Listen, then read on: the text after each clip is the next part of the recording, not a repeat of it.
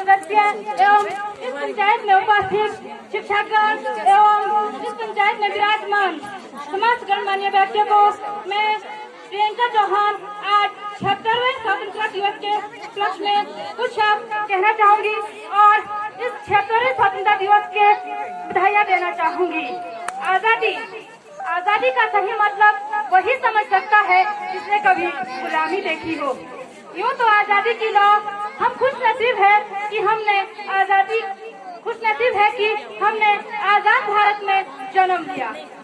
यूँ तो आजादी की लौ 1857 में ही जल चुकी थी, परंतु यह हमें 1947 में प्राप्त हुई।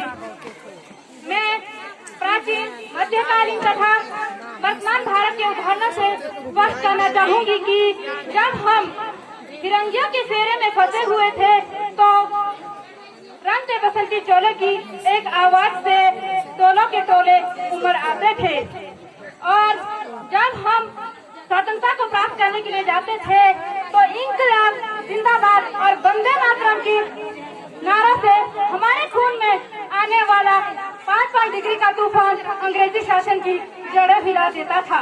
इसके बाद मैं बात करना चाहूंगी 1962, 65 और 71 में अपने सुहाग गंवाने वाली औरतों के घर की हालत ऐसी थी कि प्यार भी भरपूर गया, मांग का सिंदूर गया, नन्हे ननिहालों की लंगोटियां चली गई, छोटी छोटी बच्चियों की चोटियां चली गई, बाप की कमाई गई, भाई की पढ़ाई गई, बाप की कमाई गई, भाई की पढ़ाई गई, पता ही चला नहीं विस्फोट की एक ऐसी आंधी चली जिस्म की बोटियां चली गई। अरे आपके लिए तो एक आदमी मरा है साहब, मेरे घर की तो रोटियां ही चली गई, हमारे राष्ट्र का निर्माण तब संभव होगा जब स्कूल में जाने वाला हर बालक मध्याह्न भोजन के लिए नहीं बल्कि ज्ञान अर्जन करने के लिए जाएगा। तभी हमारे राष्ट्र का निर्माण होगा, तभी हमारा देश विकसित होगा। जी हाँ, जब हम फिरंगियों के फेरे में फंसे हुए थे तब हर एक देश में हर एक नारा गूंजता था, इंकलाब जिंदाबाद, इंकलाब जिंदाबाद, इंकलाब जिंदाबाद। जी हाँ, ताकि हमारे देश के प्रति समर्पण का भाव ही है देशभक्ति, हमारे राष्ट्र का विकास ही है देशभक्ति। ताकि हर फिरंगी ये समझ सके, हर देशद्रोही ये समझ सके कि अगर तू परिंदा है तो ये आसमान तेरा है, अगर तू दरिंदा है तो ये शमशान तेरा है। रहना है तो प्रेम से तो रह जमीन पर, वरना ये कब्र भी तेरी और कब्रिस्तान भी तेरा है। अब मैं बात करना चाहूंगी महिला सुरक्षा के बारे में। महिला सुरक्षा के बारे में आज भी हम चौथे पायदान में हैं। जी हाँ, आज भी हम चौथे पायदान में हैं।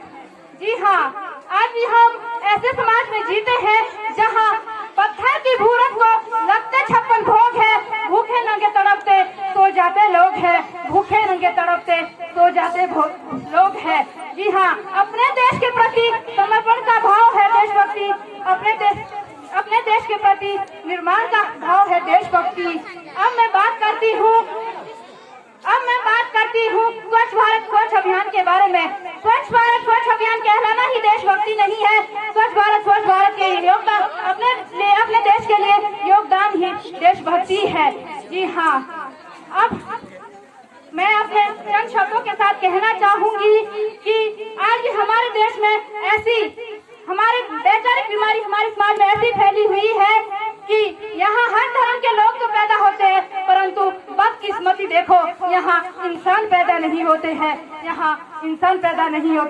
अंत में मैं अपने चंद शब्दों के साथ अपनी वाणी को बयान देना चाहूंगी कि अगर नदियाँ पानी ना हो तो नदियाँ किस काम की, पानी ना हो तो नदियाँ किस काम की, आंसू ना हो तो आंखें किस काम की, दिल में धड़कन ना हो तो शरीर में दिल ना हो तो धड़कने किस काम की। अगर हमारा ये शरीर देश के काम ना आ सके तो हमारी जिंदगी किस काम की।